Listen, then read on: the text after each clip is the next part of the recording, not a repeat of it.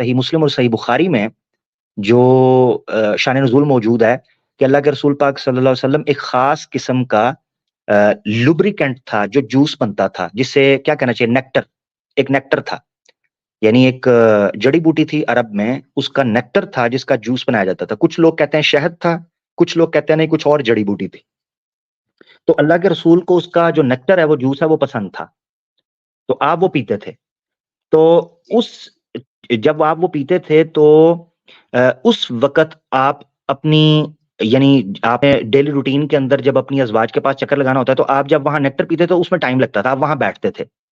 تو اس چیز میں حضرت عائشہ رضی اللہ تعالیٰ عنہ نے اور حضرت حفصہ نے یہ بات کہی کہ آپ کے منہ سے یعنی منہ مبارک سے کچھ نہ بدبو سی آتی ہے، تو آپ کیا کھاتے ہیں؟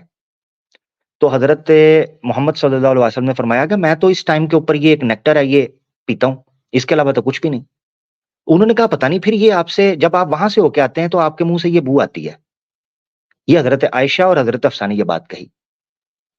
تو اللہ کے رسول پاک صلی اللہ علیہ وسلم اتنا طہارت کا اور پاکیزگی کا اور خوشبو کا خیال رکھتے تھے کہ آپ نے آج کے بعد میں اس شربت کو اپنے اوپر حرام کرتا ہوں. ٹھیک ہے، اس پر سورہ تحریم اتری تھی، اعوذ باللہ من الشیطان الرجیم، یا ایھا النبی لما تحرم ما احل اللہ لک تبتغی مرضات ازواجک. اے نبی آپ کیسے حرام کر سکتے ہیں اس چیز کو جس کو اللہ نے حلال کر دیا ہے؟ کیا آپ اپنی بیویوں کی خوشنودی چاہتے ہیں؟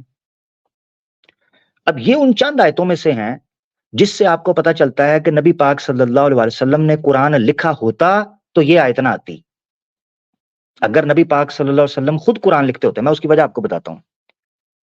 ایک میل میں، یہ سائیکولوجیکلی ایک بات کر رہا ہوں، جو میل ہوتا ہے نا اس کی سب سے بڑی ایگو یہ ہوتی ہے جب وہ فیمیل کے اپوزٹ اپنے آپ کو سمجھتا ہے، فیمیل کے اپوزٹ. اور فیمیل ٹاپ جگہ پر جب آپ کو ایک کمپٹیشن فیل ہوتا ہے وہ ہوتا ہے میاں بیوی کا. خامند ہمیشہ اپنی بیویوں پر اپنی بیوی پر اپنا روب اور دبدبہ چاہتا ہے.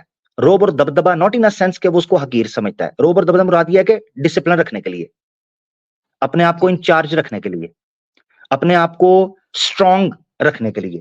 تبھی تو سوسائٹی کے اندر وہ اپنی فیملی کو سیکیور بھی کر سکتا ہے اور گھر کو بچا بھی سکتا ہے شرارتوں سے اور غلط چیزوں سے اور گمراہیوں سے. اب عجیب بات تو یہ ہے کہ قرآن میں یہ لفظ آ جانا تبتغی مرضات ازواجک، اے نبی کیا تو اپنی بیویوں کی رضامندی تلاش کرتا ہے؟ یہ اتنی خطرناک بات تھی کہ اگر نبی پاک صلی اللہ علیہ وسلم اپنی ذات سے قرآن لکھتے ہوتے تو بینگ اے میل، اگر نعوذ باللہ جھوٹے تھے ایک منٹ کے لیے جو یہ کہتے ہیں کہ نبی پاک صلی اللہ علیہ وسلم اپنی طرف سے قرآن لاتے تھے، تو بینگ اے میل یہ چیز جچتی نہیں ہے کہ وہ قرآن کے اندر یہ لکھ دیتے کہ میں اپنی بیویوں کی رضامندی چاہ رہا تھا، یعنی اپنی بیویوں سے انفلوئنس ہو گیا. آپ سمجھ رہے ہیں؟ یعنی ایک مرد، یعنی مثال کے طور پر ہندوستان اور پاکستان کے اندر ایک لفظ بولا جاتا ہے رن مرید، ایک لفظ بولا جاتا ہے، اس کا مطلب کیا ہوتا ہے کہ یہ اپنی بیوی کے نیچے لگا ہوا ہے. تو یہ اپنی بیوی کے نیچے لگا ہے، یعنی اپنی بیوی، ہاں جورو کا غلام بولتے ہیں، اس کی بات بول دی جاتی ہے ہمارے ہاں. یہ مرد کو عزت کے لیے نہیں بولا جا رہا ہوتا بلکہ اس کو کمزور بتانے کے لیے. جی اب کوئی بندہ کتنا ہی اپنی بیوی کے سامنے کمزور کیوں نہ ہو، کتنا ہی کمزور کیوں نہ ہو، مگر آپ دیکھو گے کہ اپنے دوستوں کے اندر وہ ہمیشہ اپنا اسٹرانگ ہونا، اپنا مینلی ہونا، ٹھیک ہے نا، ایک مینلی ایگو یہ اس کے اندر پائی جاتی ہے. اپنے دوستوں میں بتاتا ہے میری بیوی تو میری بڑی فرما بردار، میرے ایسے، میرا یہ، میرا وہ، اپنی دھاک بٹھانے کے لیے کہ میری جو شادی ہے وہ بڑی سکسیسفل ہے، اس میں میں انچارج ہوں، میں ٹیک اوور کیا ہوا ہوں. یہ ایک سائیکی ہے مرد کی اور یہ پوری دنیا میں پائی جاتی ہے. ایسا نہیں ہے کہ یہ صرف سب کانٹیننٹ کے اندر ہے، یہ ویسٹ کے اندر بھی ایسے ہی ہے کہ مرد چاہتا ہے کہ عورت اس کے کنٹرول میں رہے. ایسے ہی مڈل ایسٹ میں بھی ہے، ایسے ہی پوری دنیا کے اندر ہے، جہاں جہاں میل فیمیل سائیکولوجی پائی جاتی ہے اور وہ ہون نارمل، ہاں یہ ضروری ہے، ہون نارمل، تو یہی سائیکی پائی جاتی ہے. اب یہ ساری چیز بیان کرنے کا مقصد یہ ہے ایک منٹ کے لیے سوچیں کہ اگر قرآن نبی پاک صلی اللہ علیہ وسلم نے خود بنایا ہوتا نا، سورہ تحریم کی یہ ابتدائی آیات اس بات پر روزے روشن کی طرح آیا ہے کہ نبی پاک صلی اللہ علیہ وسلم بینگ اے میل کبھی بھی ان آیتوں کو قرآن میں نہ لکھتے. ان آیتوں کا قرآن میں موجود ہونا اس چیز کا تقاضا کرتا ہے کہ رسول کے بس میں تھا ہی نہیں کہ اس میں آئے گا کیا. مرد کبھی، میں مینلی کو بتا رہا ہوں، مرد کبھی بھی اپنے آپ کو کمزور شو نہیں کرنا چاہتا. قرآن کہتا ہے تب تغی مردات ازواجک، اے نبی تو اپنی بیویوں کی خوشنودی چاہ رہا تھا. اللہ تو زیادہ حق رکھتا ہے کہ اس کو راضی کیا جائے. اللہ اکبر. تھوڑا سا بندہ نیوٹرل ہو کے، میرا ارادہ ہے کبھی میں ویڈیو بناؤں گا یا اس پہ پروگرام کروں گا، 5 ایسی آیات جن کا قرآن میں ہونا لوہے پر لکیر کی طرح واضح کر دیتا ہے، یا چڑھتے سورج کی طرح، کہ محمد صلی اللہ علیہ وسلم اگر اپنی طرف سے قرآن بناتے تھے تو قرآن کی یہ آیات کم از کم قرآن میں نہیں ہونی چاہیے تھی. ان میں سے ایک یہ ہے جس کو ہم ڈسکس کر رہے ہیں، نہیں ہونی تھی. کیونکہ بینگ اے میل، کتنا بھی سمجھدار انسان کیوں نہ ہو، کتنا بھی، اس طرح کی چیز نہیں لکھ پاتا وہ کہ وہ اپنے بارے میں یہ لکھے کہ وہ اپنی بیویوں کی محبت میں انفلوئنس ہوا تھا. اس سے پتا چلتا ہے کہ محمد صلی اللہ علیہ وسلم کے اختیار میں تھا ہی نہیں کہ وہ قرآن کے کچھ لفظ بھی لکھتے، لفظ کا چناؤ بھی. یعنی بینگ اے میل وہ الفاظ کا ایسا چناؤ کر سکتے تھے جن میں ان کی مضبوطی بھی ظاہر ہو، یعنی کچھ اپنی طرف سے گھڑ لیتے، مگر نہیں.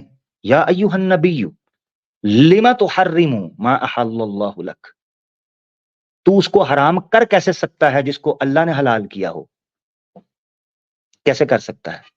اچھا پھر کچھ لوگ کہہ سکتے ہیں جی اللہ کے رسول نے اپنے لیے وہ چیز حلال کرنی تھی تو اس لیے یہ جملے بول دیے. میں کہتا ہوں میرے الفاظ کی بیس ہے تب تغی مرضات ازواجک. یہ جملے ایک بینگ اے میل بندے کے لیے خطرناک ہیں، اور یہ بندہ نہیں بول سکتا. ایک انسان اور ایموشنل انسان اپنے بارے میں کبھی بھی نہیں لکھ سکتا. اچھا پھر ایسی صورت میں تو بالاولا نہیں لکھ سکتا جس صورت میں اس کا کلیم ہو کہ وہ پروفٹ ہے. یعنی دنیا کو تو یہ دکھانا نا میں بہت اسٹرانگ، یعنی ہم تو یہ سمجھتے ہیں نا پروفٹ بہت اسٹرانگ اور بڑے ایموشنل اور بڑے steel nerves, man of steel. مگر آپ کو ایٹ دا سیم ٹائم پتا چلتا ہے کہ اللہ کے رسول کے ساتھ جذبات بھی تھے، جذبات بھی تھے جو ان کو انفلوئنس کرتے تھے. اس کے پیچھے ایک ریزن ہے. رسول پاک صلی اللہ علیہ وسلم کو جذبات کے ساتھ وابستہ رکھنا اور بشری طور پر زندگی گزارنا، یعنی ایک ہیومنلی ان کی زندگی گزارنا، یہ ہمارے لیے رول ماڈل ہو ہی تبھی سکتا تھا جب اللہ کے رسول پاک صلی اللہ علیہ وسلم کی زندگی اس طرح گزرتی. اور یہ میں کوئی ایسی بات نہیں کر رہا، کوئی جذباتی بات نہیں.